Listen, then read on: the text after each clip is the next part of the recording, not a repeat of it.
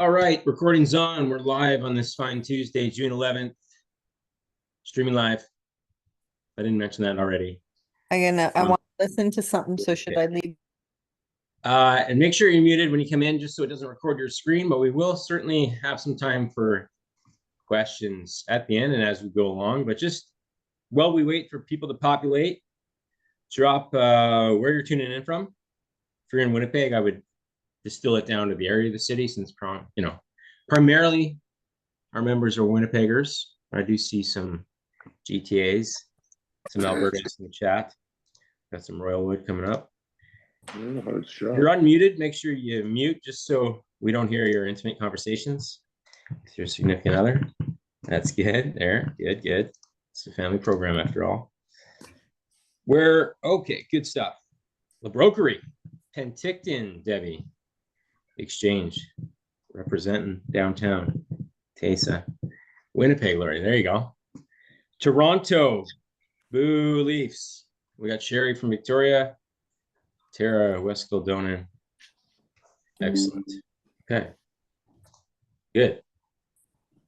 What are you most hoping to learn today? It's too late for me to change my slides, but I still like to get a little intel from you guys in the chat. When it comes to managing summer, the goal with this training is to make sure you're not like the rest of your friends and family, where you gain that weight creep between now and September long weekend. That 3 to 5 pounds, it doesn't seem like much, but compounded over decades, that's often a contributing factor to health issues later in life, but obviously the weight gain that comes with that as well. Typically between now, September, and then over the Christmas break is generally that time of year. Those two big spikes that can wash out good productive months the rest of the time. So we're going to show you how to have your cake and eat it too. Isn't that the expression? Stubborn set point, Sherry. Yes, those happen. How to stay on track. Certainly that's going to be a focal point. Good stuff. All right, keep them coming. We'll I don't want to belabor things too long. Make sure we get these slides rolling. So, whoa, we're jumping ahead here. I was making some last minute edits. Pretend you didn't see that. So from the beginning, faster fat loss with flux dieting. Promise I didn't Photoshop my picture here. It was just good lighting. So don't judge me. Here's what you're in for. The flux system to drop some pounds by summer, but also maintain it, manage it over summer, potentially. And I'll show you how to either lose, gain, if you're into the muscle building space, or at least maintain over summer with the strategy we're going to show today. So multiple options, and we'll all lay it out there for you. But you know me by now, hopefully. The bedrock of CalFit is the basics. And we're going to nail those down first. For those of you new or not new, there's going to be a bit of a refresher if you're in the program. But we'll whip through that area, and then we got some advanced stuff to throw at you as well. I'm going to have to manage this waiting room as we go. One small commitment, though. Mostly undivided attention. So have your cameras on. Don't be shy. Got a lot of people hiding in the dark there. It's much more interactive and much more valuable for me to see who I'm talking to. So, of course, no pressure. You're not dolled up, but honestly, it actually forces you to be more committed, but focused as well on the training when you know you're being watched. So there's some value there. We'll try to make this 30 to 45 minutes. I would suggest with questions, it's going to run about that. Okay. So close those browsers, put away that phone, unless you're watching it on there. Let's make the most of this time. All right. Plus, we have an incentive. I'm going to giving away a copy of my book, plus another announcement that we'll kind of share for the end. Something I'm pretty excited about. I didn't think we were going to be able to do this year, but I've got the go ahead from the bean counters on my team. So this is the new book I launched last month. Free copy, not a digital copy. You're actually going to mail it to you, randomly drawn at the end. Okay. Please mute yourself if you're not muted, just so it doesn't buzz some crazy background noise. So who am I? I'm not going to belabor my backstory too much, but I certainly wasn't destined to be a fitness coach early on. Like I tipped the scales at 260 pounds at Laidlaw School, which is my junior high, I guess. So that was grade 5 through 8, I believe. and got made fun of. The whole, rags to riches story that's been played out. But, I garnered the nickname Mitch Tits. Sorry if this is any kids nearby, because of my man boobs as a heavy set kid. And obviously that cut pretty deep and certainly carried with me. There's probably still some childhood trauma there that's unresolved, but largely I worked my way out of it through the gym and through proving people wrong. And now it's a healthier pursuit, doing it for the right reasons, I think, majority. Nonetheless, that's the story. I had blonde highlights and I always wore sweater vests to hide my man boobs. And we've come a long ways. But the rock bottom moment was in high school, where this was new technology at the time. I would dispute anything that comes off of these devices nowadays. It's a guesstimate at best. It's probably off by quite a few percentage points. But nonetheless, it gives you sort of a guide. And my gym teacher at the time, who would probably get canceled in 2024, thought it was a cool idea to pass this around to all the guys in the class. And then, from worst to first, or first to worst in terms of body fat percentage, write our names down. And there I was at the bottom. I think I tried to hide in the bathroom and avoid the test, but eventually got outed. And clearly, trying to find a hole in that gymnasium floor if I could, because obviously that was pretty embarrassing in a public forum. Now, did I do anything with that information? Was it a big spark? Absolutely not. But eventually we came around. My brother brought home pumping iron back in, I think it would have been my senior year of high school, the next year. And he started to get the itch for lifting weights, bought some weight. So I kind of tagged along with him as I didn't want to be left behind. And now I'm still going 22 years later. There we go. That's the story. Any questions, you can save them for the end. But pretty straightforward. Now it's all about giving back. And last count, well over 1,500 transformations in this space. Cool. So I always have to start here. The foundation is that roughly 5-inch space between the ears. Because if you don't get your head right, you won't make the right choices and actions, and you won't stick it out. You won't ultimately get the results. So no diet, no workout plan tends to stick until you work out your mindset, right? So it starts, I find, with having a very powerful why to even want to do this stuff in the first place. And you see this quote, the stronger your why, the easier everything will be. I'm a strong believer in that. And you have to often remind yourself along the way, because there will be some certain ups and downs that will challenge and test you. So what's your why? I always talk about the story of the one, I don't say his name, but he reached out for coaching several years back now. It's probably 7, 8 years now.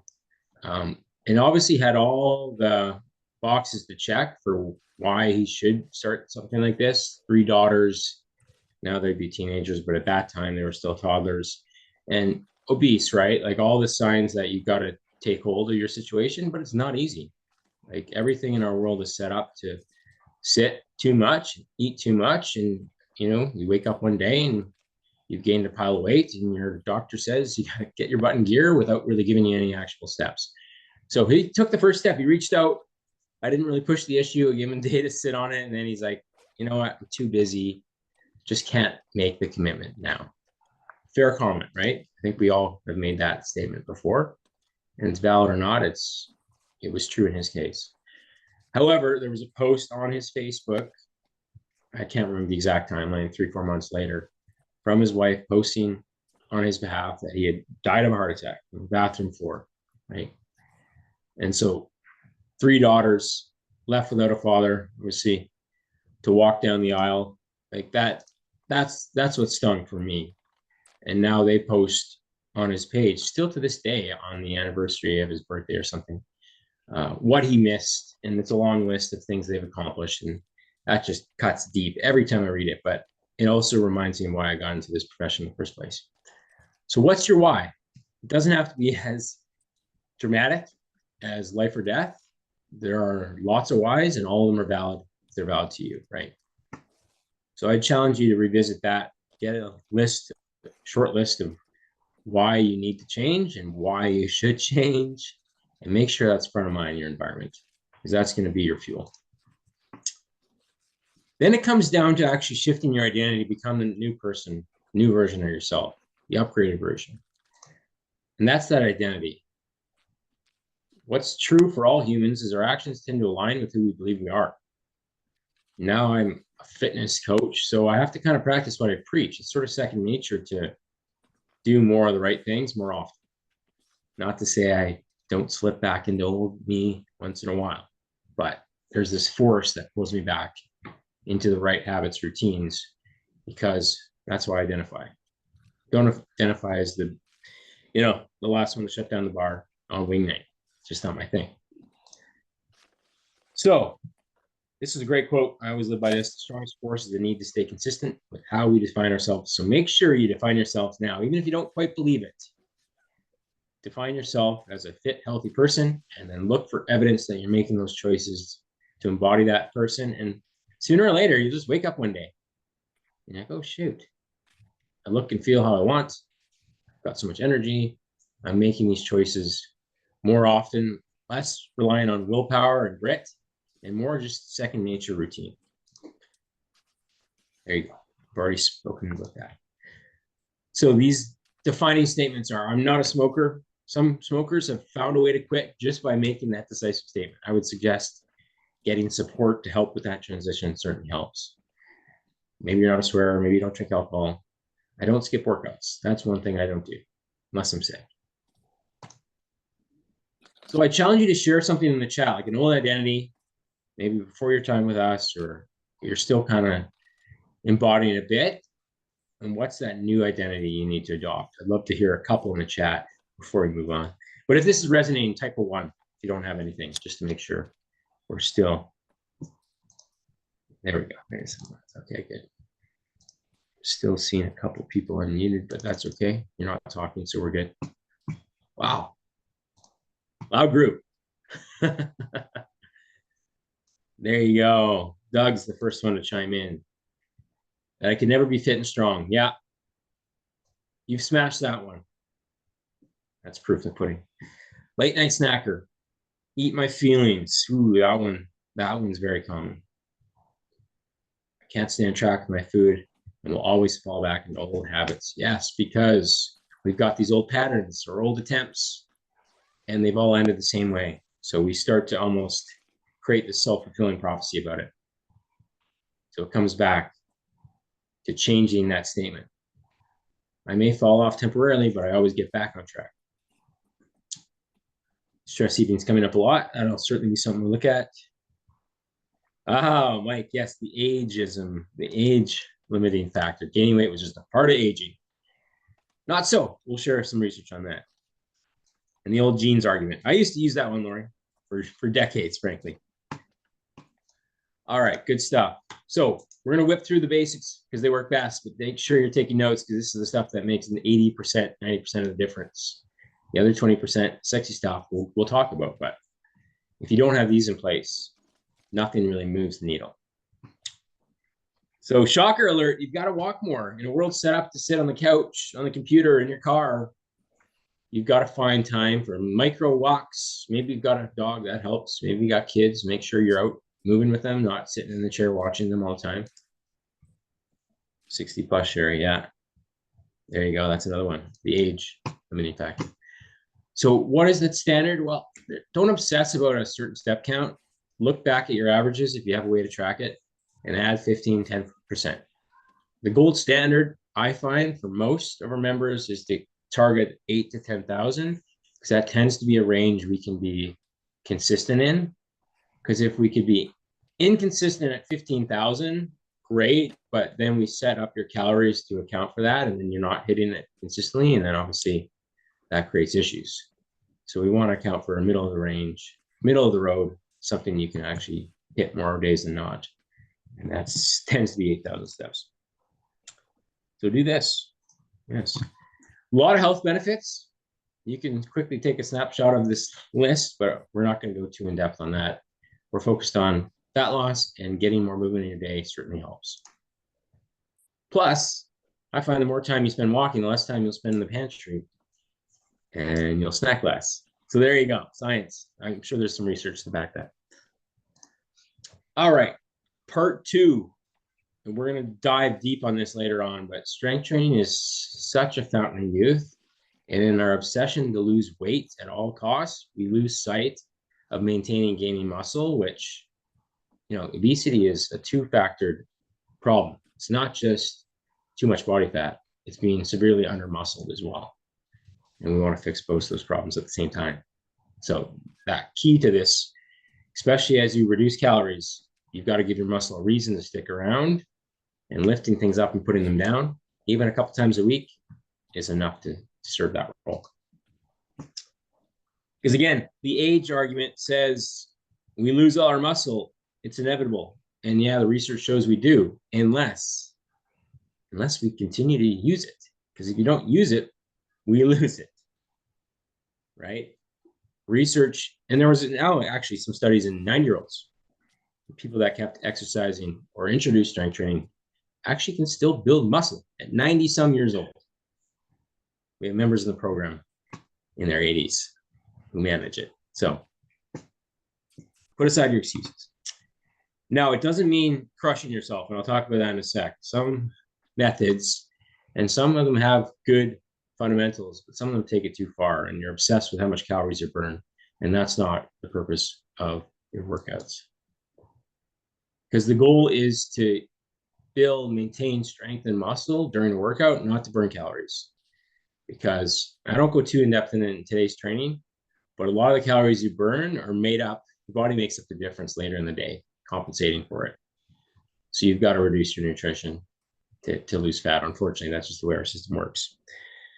I already touched on that. Okay. So proof of this. Do you want to live longer? Type of one in the chat. Hopefully, although it might be beyond my scope if you don't want to live longer. We certainly want to get that addressed. But yes, we got lots of ones. So why is muscle so critical? This is a lot of new research, but 48 studies, over 3 million participants. The stronger you are, the less likely you are to die of all causes. Same thing over here. Low muscle strength, more likely to die. Why? Well, I mean, I guess if you break your hip, you're more susceptible to some sort of disease in the hospital, and there you go, right? So at any age, though, muscle is going to serve you well. Because if you run into a bear in the forest, you just got to be faster than the next guy next to you, right? There you go. All right.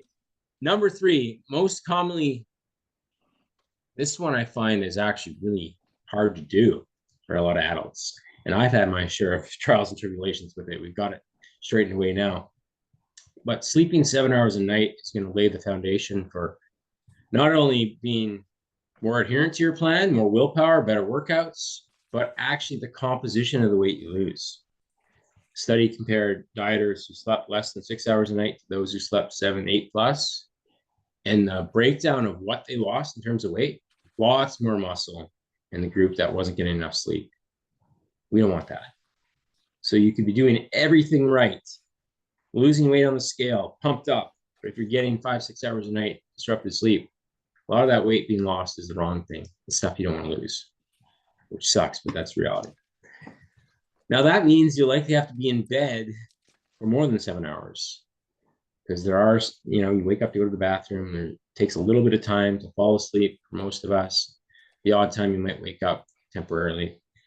So based off my tracking, generally you have to be in bed for 8 hours to get 7 plus. Okay. This is just Oura ring I use. Don't obsess too much about that, but I would say get in bed for, if you want to sleep 7 hours, get in bed at least 8 hours prior to your wake up time. And there's a reason for that last bit of sleep being super critical. That's your REM sleep, rapid eye movement. It should comprise like 25% of your total sleep time. And that's what's going to make you a lot more adaptable to stress the next day. Consolidating memory, being able to problem solve. If you're in an alcohol or even cannabis-induced sleep, oftentimes REM is pretty much shot. You sleep deeply in the first half of the night, but you compromise a ton of REM sleep, and then you're irritable and you're stressed easier. You're triggered easier. So we want to make sure we're in bed long enough to really optimize for REM. All right, it does burn calories, but that's just because we tend to have a cascade effect. When we don't sleep enough, we get, our hunger hormones increase, we snack more, we move less.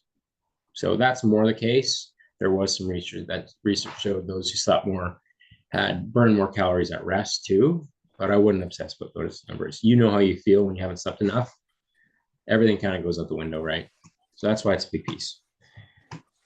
All right, fourth of the basics. We're getting a little long-winded here. Drink your water. I see a few water bottles going up. Awesome. A lot of benefits to it. I think you guys know, though, without hydration, it's hard to change your situation. And it doesn't necessarily boost metabolism necessarily or increase fullness like drugs might, but it helps you hydrate, perform well in your workouts, avoid cramps, avoid injury, brain functions a heck of a lot better, et cetera, et cetera. All right, then the fifth and final piece to that puzzle is where, in terms of fat loss in particular, you can't outrun your fork. And you've probably proven this in the real world. I know I certainly have, where until I got my nutrition on track, didn't really see a lot of change. Because until further notice, calorie deficit is the gold standard for fat loss. And you can achieve a calorie deficit through a lot of different means. I'm going to show you the simplest way to do it today, though. Because it's simple math. If you eat more than you burn, you will not lose weight, right? Now, that's more of a kind of simplifying a complex answer. But once you get your numbers right, this is where I need to be to lose fat consistently. You just have to consume those calories within the plus or minus 10% range to see consistent fat loss. Who proved that? Well, Mark Hobb, Kansas City professor, ate nothing but Twinkies. I think he mixed in a few protein shakes to his numbers, but lost 27 pounds. Cholesterol, all his blood markers went down because he lost weight and got leaner. And he just averaged out his 1,800 calorie average per day. Now, there's definitely an optimal way. This is just to prove a point on his part. But this kind of smashes those whole theories that you can eat whatever you want as long as your carbs are zero. The insulin fairy comes by and sprinkles away your body fat. We just know, in truth, those diets only work because the calorie deficit was created. All right. Now, coming back to the whole argument about muscle being as important as losing body fat, with strength training, protein has a synergistic effect. Okay. It's going to help maintain muscle while you diet off the fat. Without protein being at sufficient levels, as much as half of the weight you lose can be the good stuff, the lean, metabolically active muscle mass, right? Now, where it comes in handy for fat loss is the fact almost as much as 30% of the calories simply don't count because of its high thermic effect. That means, you've been to a Brazilian steakhouse before, you feel like you're sweating afterwards. Meat and protein in general takes a lot more effort for your body to break down. That process burns calories to do so. A lot more than equal amounts of carbs and fats, okay? That's the rationale for putting your protein up. Good. All right. Any big takeaways to this point? We're going to get into the fun stuff now. Gosh, what am I doing for time? Oh, yeah, we're good. We're good. So hopefully I haven't put all of you to sleep with my science. As fun as it's been, good. All is well. Love it, Doug. So type a yes in the chat if you're ready to learn what was promised to get you here in the first place. Fun stuff. Otherwise, we can just end it here. Okay, okay. Fair enough. We got lots of yeses. Oh, C, Mark. I love it. Well played. All right. So, assuming you have the basics in place, the Flux Method. Because most adults experience weight creep during the summer. Why? Well, heck, it's fun. Especially in Canada, we come out of hibernation. We're around other adults. There's alcohol potentially flowing. And you're at the lake and you're in vacation mode. All those things are an important part of life. I'm not telling you to pack your chicken breasts everywhere you go. I've been there. It's not worth it. But we're going to show you kind of a system to make sure we balance those nights out. So you got to decide what you want first off. Maintain, lose, or potentially gain. Some people I know in our program are shifting to what we call a build phase and optimizing their approach for muscle gain because they know summer comes with more calorie intake. So let's adjust accordingly. Many, though, are in the boat where they're just getting started or want to lose. They don't want to delay things any further. So we're going to show you how to, first and foremost, still lose while balancing out those weekends, and then kind of the maintenance approach where you just break even. All right. So first off is to ditch the all or nothing mentality. You know, like that's 1 month of your life, this grainy photo. It looked a lot cleaner on my laptop. And let's say the red squares represent like complete blowouts. Maybe 2 days is being conservative with July and August. But frankly, 2 blow-ups is completely meaningless. Why? Well, to gain a pound of body fat overnight, I did the math on this, you have to consume over 3,500 calories, right? Above what your body burned that day, your maintenance number. So that's 8 Big Macs. Unless they've upped the calories on these. I made this graphic a while back. So likely speaking, although I'm sure some of you could put down 8 Big Macs, but I know I would probably get close. Nonetheless, it takes a lot of effort to deliberately gain a pound of weight overnight.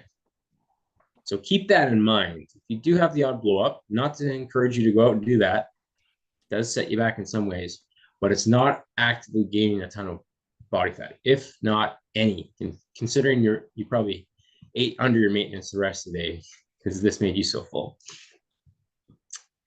For me personally, this tub of ice cream, if this shows up in the house, it lasts maybe 3 days. I have good intentions. 1 bowl is all it takes to start. And then very quickly, it leads to a binge. So I simply don't have it in the house. But when I do have the odd moment when this gets consumed in quick order, I know that the scale weight the next day is going to be up a few pounds. I have some strategies to undo the damage quicker, but for the most part, you just get back on track and you have a short memory. Life happens, right? I send this out almost on the daily to our members when they have a scale fluctuation that shows a number they don't like. There are so many factors involved with what that number reads at the end of the day, or at the start of the day, frankly, that we don't read much into it. We look at averages, an overall trend. You know, usually a random spike that wasn't warranted can be answered by one of these. So take a photo of that if you don't have it. I just don't want to go too deep on that issue. It doesn't mean fat gain. That's essentially the message here before we get into the method, okay? So here's the process to lose body fat over the next few months. Okay, so you can do the quick calculations on this. Here in the program, I've done the math for you. Don't do that. But it's about fluctuating your calories, essentially, to account for weekends or potentially midweek social events where you can increase your calories to compensate, okay? The wrong way I find is people have good intentions. They're really rigid to the first part of the week. And then they get that effort mentality. Thursday turns into Friday, turns into Saturday, Sunday, way, way over, right? That's washing out all this and then some. So we don't want that. The daily average is 2,500. For most, that's going to be a slight surplus. This is okay, just 1 day, but it seems to invite another desire to go crazy, have a cheat day, right? Because you only get 1 day where you're allowed anything. And the challenge with that is it's hard to sustain that too. Okay. So the best way is the math on this. And actually, I'll just go right to the chart. Is where you have a fluctuating, and it gets a little bit more complex because the numbers change day after day. But having a few days, in this case, a surplus or maintenance calories, depending on the person, and then 3 diet days when you're most dialed in, Sunday, Monday, Thursday. It can be any days. And then 2 slight deficit days. At the end of the day, this works exactly the same as someone being at 1,900 day after day after day, okay? Any questions? Still can't get around the fact you have to be in a calorie deficit, but you can do it in a way where you're not in a deficit every day and still get results. Cool. All right. Makes sense. Before I move on, a couple other little things that you're going to want to exercise caution with, but potentially experiment with. Playing the averages, Mike. Amen. Yeah. What matters isn't day to day, but week to week, right? So if you have a day that goes way over, you compensate, balance it out, and lose all the same. All right. Some of these I don't personally practice anymore because they're too labor intensive, but they do work. So in desperate times, call for desperate measures. I know some of you on the call came here because you want to see fairly quick results by July long. I never advise rushing the process, but you can rush the process if you do the right things. So there's some research that's, and we do these finishes already with people in the program. So don't, if you're in the program, don't ask for it. You're getting it almost guaranteed with our ab finishers. We call them anaerobic abs, where we pair core exercise, something for your abdominal area, with kind of circuit conditioning based exercise. So I guess my examples here aren't great, but planks and battle ropes, because I know not many people have battle ropes, but doing squats and crunches, right? Same idea, heart rate up. Would I rely on it to make a massive difference? No, but there's multiple papers, I think at least 2 that support some benefit to this. Same with like training your triceps and doing a conditioning exercise to get rid of stubborn arm fat. Again, this is that 2%. The 98% is your calorie control and your protein and your overall movement, right? But there might be a place for this, depending on what you're trying to accomplish.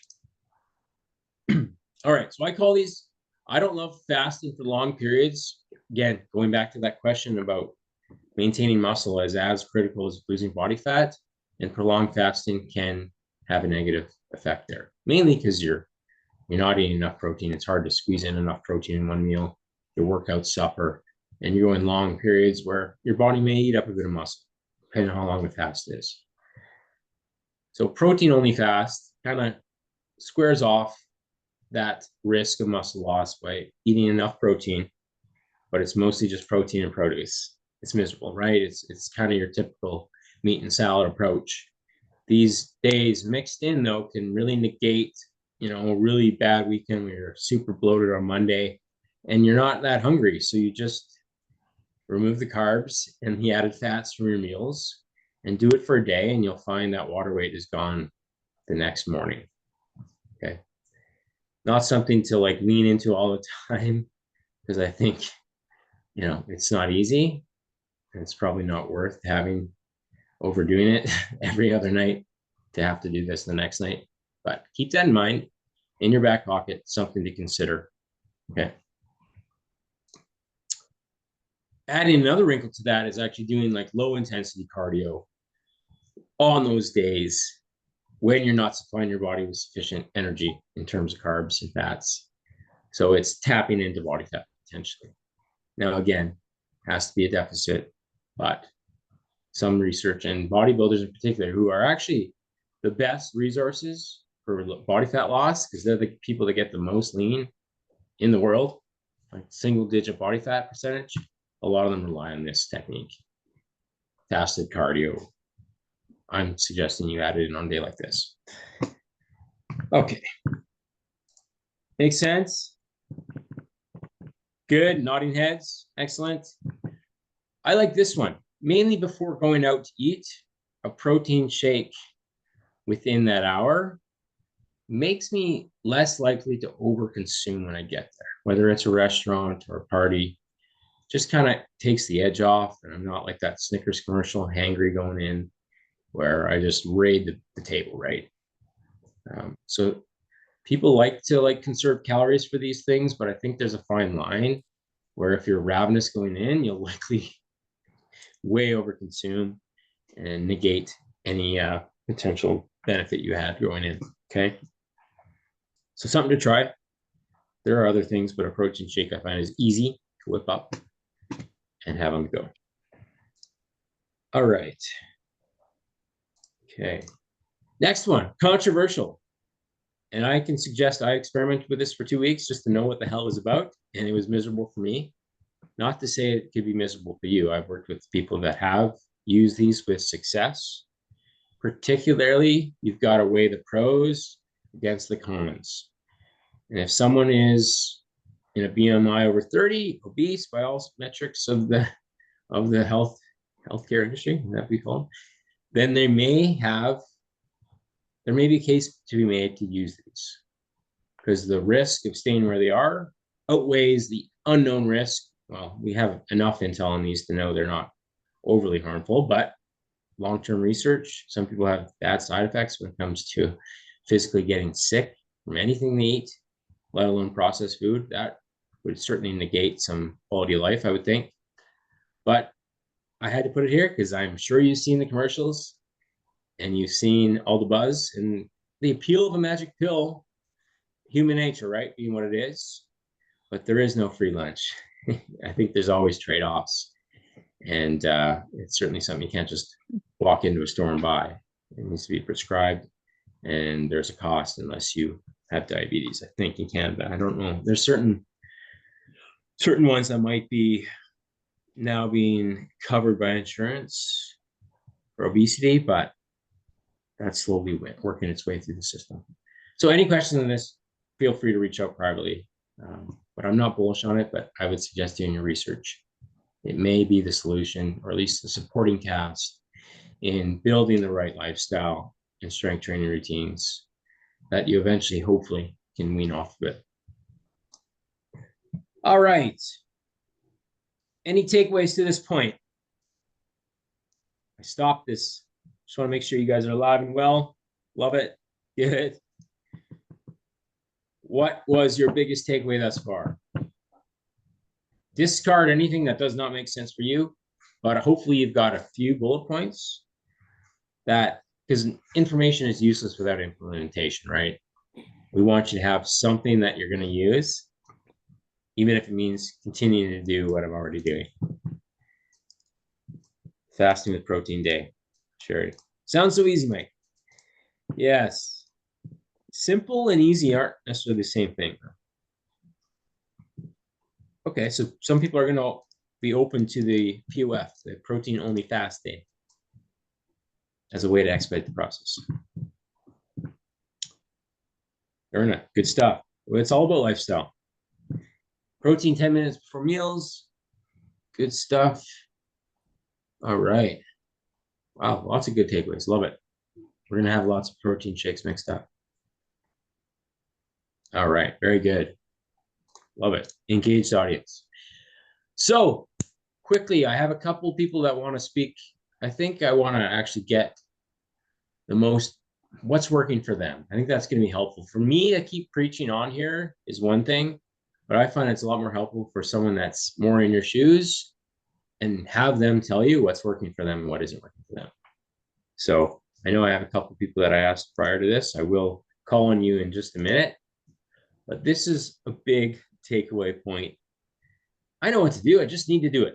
I hear this every day in my messages from people I've had conversations with for years who are still stuck, dealing with the same 20 pounds because they're often missing the golden ticket, which is that accountability to community, to a coach, whatever it is, surrounding yourself with people who are going to make you stay consistent, because everyone can be committed and consistent for a couple of weeks at a time. But to get results that stick, obviously we got to go at it a lot longer. Carol, the sky's the limit on the protein only fast days in terms of how much protein. I would just stick to your upper limit, a gram per pound of body weight. Joanne, so the fast, I don't fast entirely because I get super dehydrated. I have protein and like spinach, greens that contain some water, and then I drink as much water as I possibly can.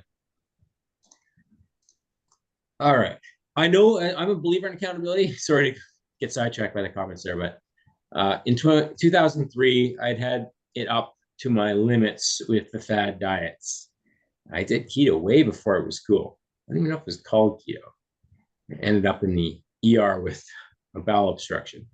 So I kept thinking the internet was going to give me all the answers, and I had it in me to do it, but I wasn't seeing any results for those efforts until I hired Ken Hill, an online coach before it was really a thing, based in Colorado. And just having that accountability, someone to check in with, is really what created that springboard to lose the 60 pounds finally, once and for all. And it was because I stopped looking for shiny objects and doubled down on the basics that I shared with you at the start of this presentation. So hopefully that's your takeaway still. All right, share my screen. Right, let me do that. And then we're gonna call on, I see, and we'll have you guys out of here within 10 minutes. Plus all the giveaways at the end. Okay, close this for a sec.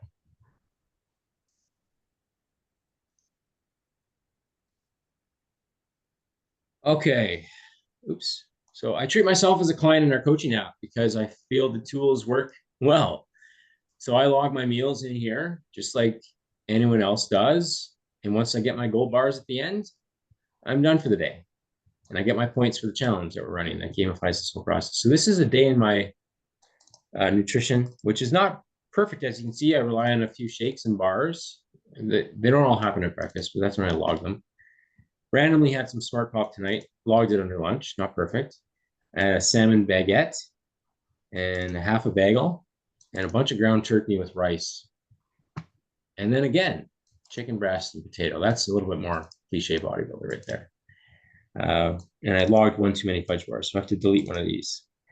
But I had a Chapman's fudge bar just before coming on here. Boom, I'm still at my numbers. I will still lose, assuming that was my goal, when I hit these two variables, my calories and my protein. And yes, don't be jealous. That's a deficit for me. I've worked up to that, don't worry. All right, then a workout was logged. Great. And these are just things we're doing in our optional challenge right now. So I've yet to have the Amish hour, which means at least a 30-minute period before bed without a device. But everything else has been checked off. So that means the challenge, I'm showing people's name here. I didn't mean to do that, but our challenges are like the teams based, right? This one's the individual challenge, which I don't know how you guys are doing this. Where am I? Down in 6th place. Jeez. You guys are crushing it. So gamifying the experience, I think, is as critical as having the accountability to a community coach. So we rely on these points-based challenges because I think it brings out the best in people. All right. So Laurie, I'm going to unmute you. If you don't mind.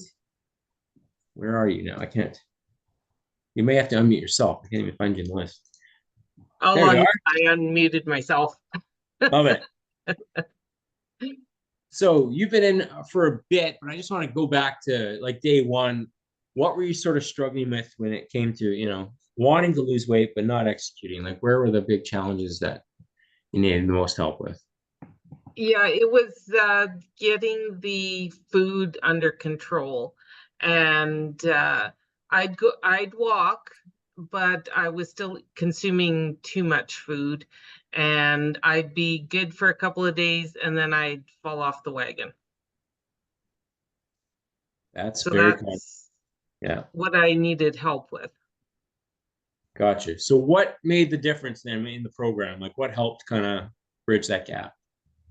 I think the app and the accountability of it, because you logged your food and it would show up if you didn't make your numbers. Yeah. But the only thing, you got to be honest about it. Yeah, there's one thing to have the data, like the technology is great, but then there's a human element of someone actually looking at it. And very quickly, if the numbers are right where they should be and we're not seeing the results, then obviously we know something needs to be adjusted. So that kind of rules out like trying to lie to yourself, right? I think there's real magic in that too. It's having someone looking at it. Okay, awesome. So what have been your results so far? Like how long have you been in the program? And if you're willing to share, you don't have to go too deep in specifics, but what have your I'm coming up on 3 months, and I've lost 24 pounds so far. I'm hoping your thing at the beginning of this 7 to 10 pounds by July. That's like 2.5 weeks.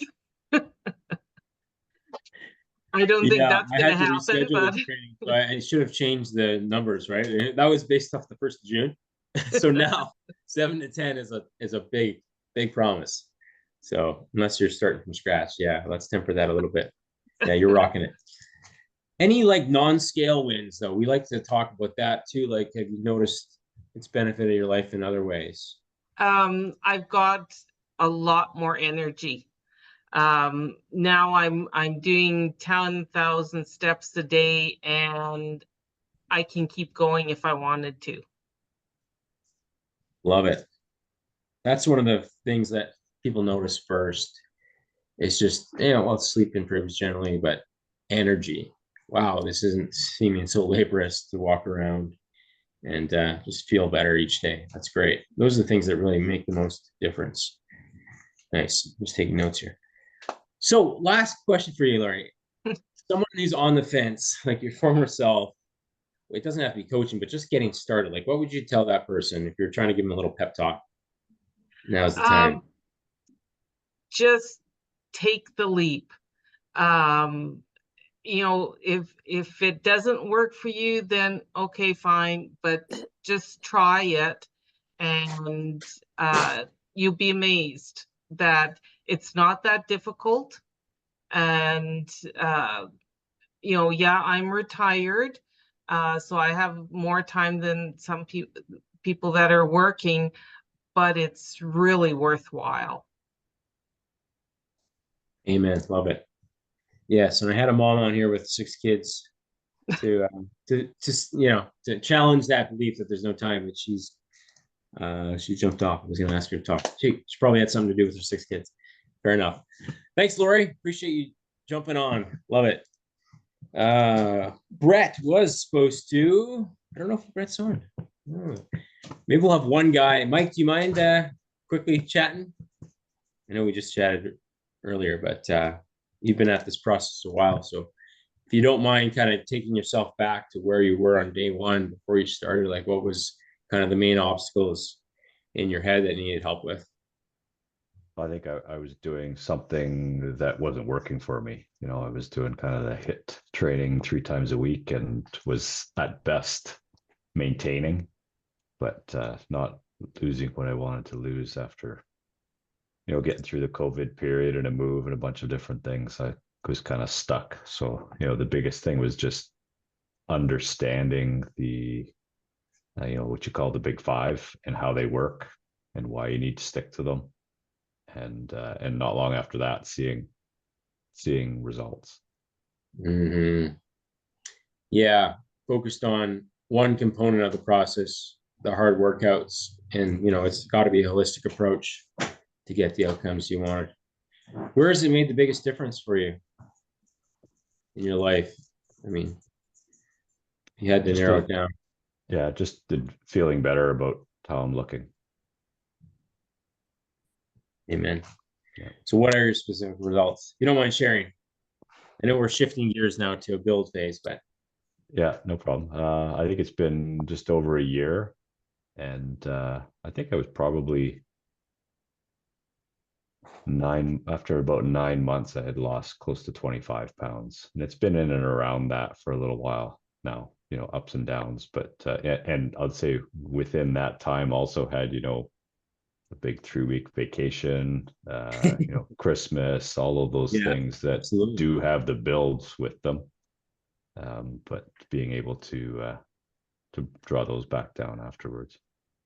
Yeah, exactly. And 25 pounds at your starting weight, percentage wise, is significant, right? It's like 50 for someone that's north of 200, right? So love it. Love it. Appreciate you taking the time, Mike. No problem. All right. I want to make sure we get the announcement out for today. So I'll get back on my screen sharing and we'll have you guys on your way. Okay. Apparently I'm still in the app. There we are. Special announcement. So we try to do this every year that coincides with our anniversary, which is now 12 years since CalFit was created as a blog on a Starbucks patio. Sure enough, surprisingly, mitchcalvert.com was available in 2012 and had no illusions of ever bringing it to this point where we're coaching thousands of people and making an impact. But hell, it seemed like it ended up becoming my mission. And every day it feels that way until it doesn't. I'm going to keep going. So I wasn't sure we were going to be able to make this work because expenses are up 30% randomly. Inflation, thank you. But we got to go ahead to do this once again. So essentially it's one full scholarship and then as many partial scholarships as we can handle. And that tends to be 3 to 4, maybe 5. So this does apply to current members. You can use it towards a renewal. It's just random happen chance for the one, and then the rest are handpicked by our coaching team. So I love that. I'm going to dump the application form in the chat. So hopefully you guys will see that in a second here.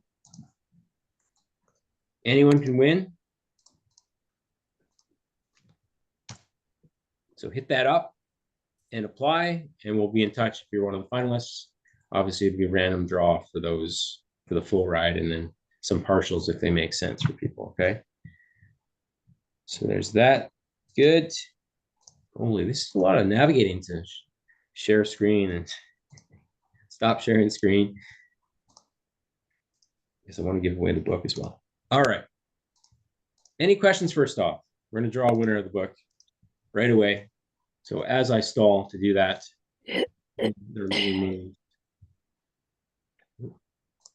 someone has something to share.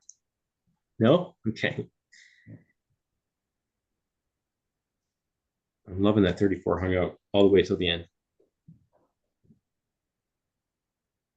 No questions. All right, give me another 30 seconds. I got to finish the draw. From those who are live, Zoom is telling me that. Oh my gosh, it takes longer than I thought, but bear with me. All right.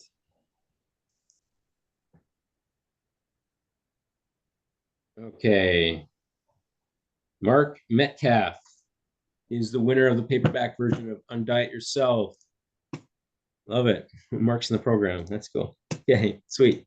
Charleswood, represent. I swear that wasn't rigged.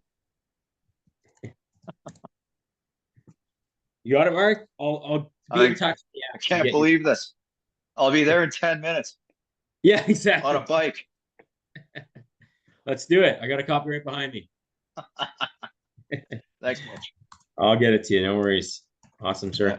All right, guys. We'll leave it there. Hopefully you got lots of value today, or at least a couple bullet point takeaways that you can implement right away or consider. With my guidance, certainly reach out. We can talk about if it makes sense for you or not. But I want to have you guys out by the top of the hour so you can get your 8 hours in bed.